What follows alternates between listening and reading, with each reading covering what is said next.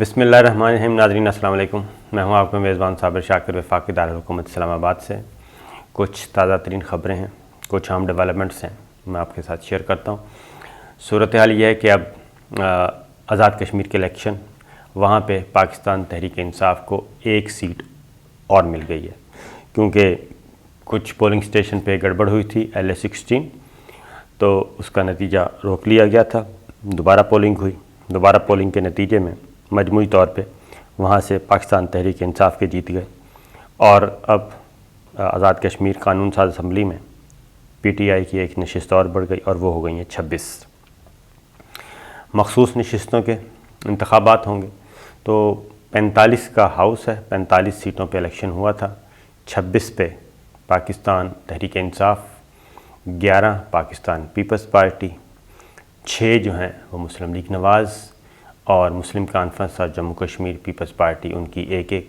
اس طریقے سے 19 سیٹیں اپوزیشن کے پاس چلی گئیں اور 26 سیٹیں پاکستان تحریک انصاف کے پاس۔ مزید اس کا طریقہ ہے، مخصوص نشستیں ہیں، ان پہ ہونا ہے انتخاب 2 تاریخ کو۔ تو 2 تاریخ کو اس پہ انتخاب ہو جائے گا، اور اس طریقے سے یہ ہاؤس جو ہے تقریباً کوئی 9-10 سیٹیں پاکستان تحریک انصاف کو اور مل جائیں گی۔ تو لہٰذا ان کے پاس بہت وسیع خیبر پختونخوا والا معاملہ ہوا ہے آزاد کشمیر میں، اور PTI کو اب کسی قسم کا کوئی خطرہ نہیں، کسی دھڑے بندی کا۔ نیا وزیر اعظم کون ہوگا، یہ ہے اصل سوال۔ اس کے لیے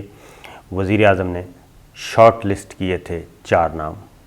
اور ان 4 رہنماؤں کے ساتھ وزیر اعظم عمران خان نے ملاقات کی۔ ان میں سینئر موسٹ بیرسٹر سلطان محمود چودھری، ان کی ملاقات ہوئی، اور اس سے وہ پہلے بھی وزیر اعظم رہ چکے ہیں۔ سردار تنویر الیاس ایک بزنس مین ہیں، ان کے ساتھ ملاقات ہوئی، اور اس کے بعد خواجہ فاروق ہیں مظفر آباد سے، ان کے ساتھ ملاقات ہوئی، اور ایک اظہر صادق صاحب۔ یہ 4 نام شارٹ لسٹ کیے ہیں۔ سردار تنویر نون فیس ہے، بزنس مین ہے، اور یہاں پہ ایک بہت بڑا بزنس جو ہے ٹاور ہے، ان کے وہ اونر ہیں۔ اس کے بعد بیرسٹر سلطان نون فیس، خواجہ فاروق صاحب فرسٹ ٹائم اس طریقے سے نہیں جانے جاتے، اسی طریقے سے اظہر صادق صاحب وہ بھی فرسٹ ٹائم۔ تو ان 4 کو بلایا، اور 4 وزارت عظمیٰ کے انٹرویو ہوئے ان کے لیے۔ 15 منٹ کی گفتگو، ان کا ویژن سنا، انٹرویو کیے وزیر اعظم عمران خان نے، اور مزے کی بات ہے کہ یہ سب وزیر اعظم آفس میں اکٹھے بیٹھے رہے، گپ شپ لگاتے رہے، اور پھر ان کی باری باری ملاقات ہوئی۔ اب اس میں 2 جو اپنے آپ کو ایک پہلے سے ہی الیکشن کمپین سے پہلے ہی، سردار تنویر الیاس صاحب اور بیرسٹر سلطان، یہ دونوں ہی اپنے آپ کو سینئر موسٹ سمجھتے ہیں، اور انہوں نے کہا کہ ہم ہی ہوں گے، ہم میں سے ایک وزیر اعظم ہوگا۔ لیکن آپس میں بھی ان کے اختلافات منظر عام پہ آ گئے، اور اس کے بعد ہوا یہ کہ اب جو اطلاعات ہیں وہ یہ ہیں کہ دونوں سردار تنویر صاحب اور چودھری سلطان صاحب، بیرسٹر سلطان محمود چودھری، دونوں کے درمیان اختلافات بھی ختم کروانے کی کوشش کی گئی ہے، اور یہ ہوا کہ کسی کامن فرینڈ نے ملاقات کروائی، بیٹھایا آپس میں، کہ آپس میں لڑنے کے بجائے آپ اکٹھے ہو جائیں، اور اس سے آپ کی قوت بڑھے گی، ایک وزیر اعظم بن جائے گا، ایک صدر بن جائے گا، اور وزیر اعظم عمران خان کو بھی اندازہ ہوگا کہ نہیں، معاملات ٹھیک ہیں۔ تو اس لیے جب ان کی ملاقات ہوئی وزیر اعظم عمران خان سے، تو دونوں نے ایک دوسرے کے بارے میں کوئی ایسی بات نہیں کی، اور ظاہر کرنی بھی نہیں تھی۔ تو بہرحال جو زیادہ ڈیٹیل گفتگو کی گئی وہ خواجہ فاروق صاحب اور اظہر صادق صاحب کے ساتھ کی گئی، اور زیادہ امکان جو بظاہر لگ رہا ہے، جوڑ توڑا بھی جاری ہے، میں یہ آپ کو بتا دوں، گھوڑے دوڑائے جا رہے ہیں مکمل طور پہ، لیکن جو زیادہ امکان لگ رہا ہے وہ یہی ہے کہ نیا فیس سامنے آئے گا، اور سردار تنویر الیاس صاحب اور بیرسٹر سلطان کے آپس کے جو معاملات ہیں وہ شاید ان کو نقصان پہنچائیں۔ اور اب اگلا نام کون ہوگا، یہ ایک امپورٹنٹ بات ہے، اظہر صاحب ہوتے ہیں یا پھر خواجہ فاروق صاحب۔ تو بہرحال جو بھی ہوگا، اصول میں بتا دیتا ہوں کہ وزیر اعظم عمران خان کیا سوچ رہے ہیں۔ اس میں یہ سوچا جا رہا ہے کہ ایک ایسا غیر متنازع قسم کا شخصیت وزیر اعظم ہوں جو کہ مسئلہ کشمیر کو لے کے آگے بڑھیں، اور 5 اگست کا اقدام جو ہے اس کے خلاف پوری دنیا میں مختلف فورمز پہ جائیں، کشمیر کے سفیر بن کے، پاکستان کے سفیر بن کے، وزیر اعظم آزاد کشمیر بن کے، تو وہ قائل کر سکیں آرگومنٹ سے، کیونکہ ہیومن رائٹس کا ایشو ہے، بنیادی انسانی حقوق کا مسئلہ ہے، اقوام متحدہ کی قراردادیں ہیں، ان کو ہائی لائٹ کرنا ہے، پھر 5 اگست کے اقدام کو کی جو خرابیاں ہیں وہ بیان کرنی ہیں، پھر جو چیز نقصان پہنچا رہی ہے بیرسٹر سلطان محمود چودھری کو اور سردار تنویر الیاس کو، وہ ہے مقبوضہ کشمیر میں اب باقاعدہ طور پہ ایک کیا کہنا چاہیے، رابطہ کیا گیا ہے حریت قیادت کی طرف سے بھی، اور حریت قیادت یعنی کہ مقبوضہ کشمیر کی حریت قیادت، انہوں نے بھی یہ کہا ہے کہ پرائم منسٹر کا انتخاب گورنمنٹ آف پاکستان جو ہے اور وزیر اعظم آزاد کشمیر کے لیے یہ بہت ہی سوچ سمجھ کے کرنا چاہیے، اور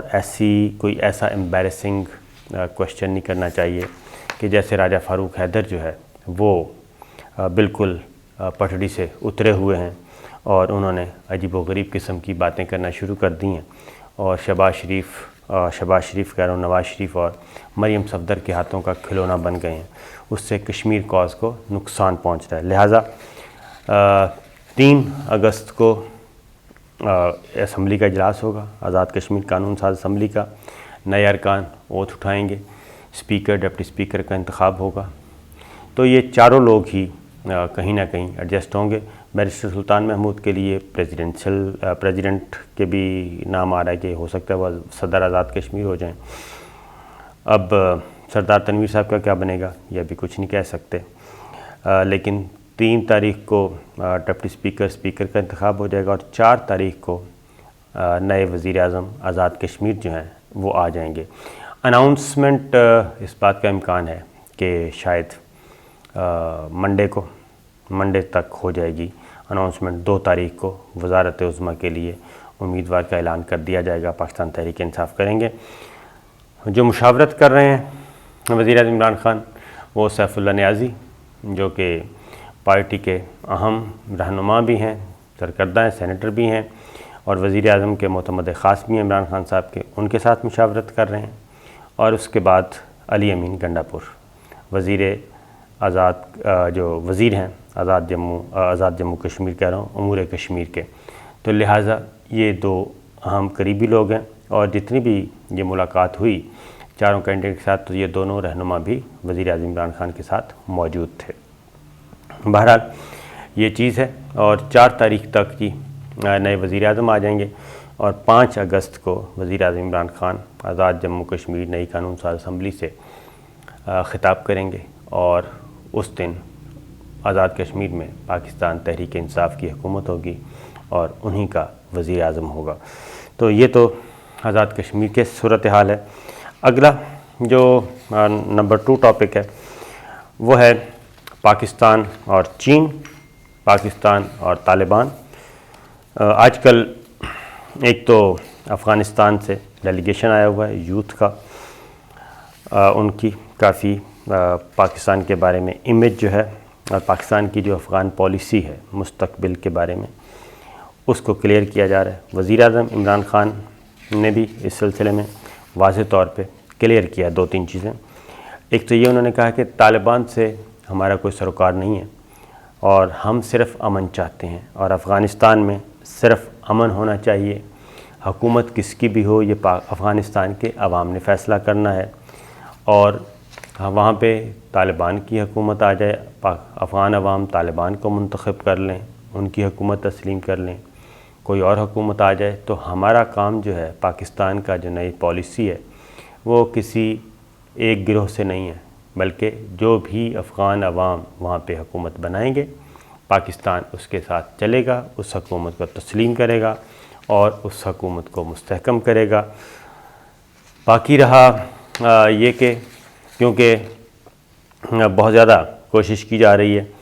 کہ جو یوتھ ہے افغانستان کی اس کو بھی بہت زیادہ پوائزننگ کر رہے ہیں، اور اس میں آپ کو پتہ ہے این ڈی ایس اور این ڈی ایس کے ساتھ منسلک ہے را جو ہے وہ کوشش کر رہے ہیں۔ لیکن افغان یوتھ فورم جو پاکستان آیا ہوا ہے، وزیر اعظم عمران خان نے ایک دو اور باتیں بھی کی ہیں، ان کے سامنے کشمیر کا معاملہ بھی رکھا اور انڈیا کا منفی کردار ہے وہ بھی انہوں نے بڑا کھل کر بیان کیا، اور افغان یوتھ کو بتایا کہ پاکستان کے عوام اور افغانستان کے عوام بالکل ایک دوسرے سے جدا نہیں ہو سکتے۔ اور دوسری بات یہ کہ ایک اور چیز وزیر اعظم عمران خان نے کلیئر کرنے کی کوشش کی کہ نہ ہی ہم طالبان کے ترجمان ہیں اور نہ ہی وہ جو کچھ افغانستان میں کر رہے ہیں ان کے ہم ذمہ دار ہیں۔ وہ ایک انڈیپینڈنٹ پولیٹیکل ملٹری اینٹی ہے اور انہوں نے جنگ لڑی ہے،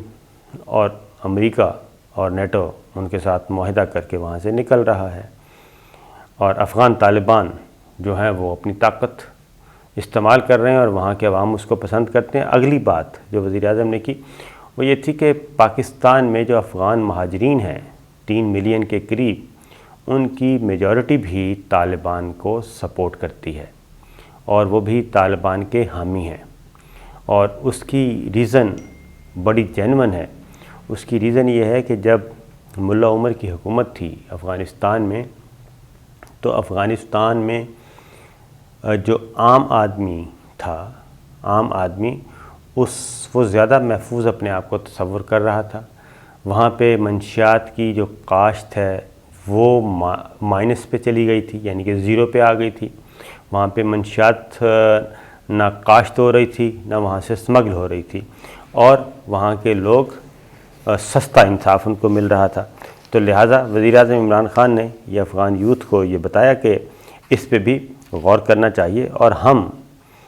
ایسے کیسے کر سکتے ہیں کہ ایک پولیٹیکل اینٹی ہے،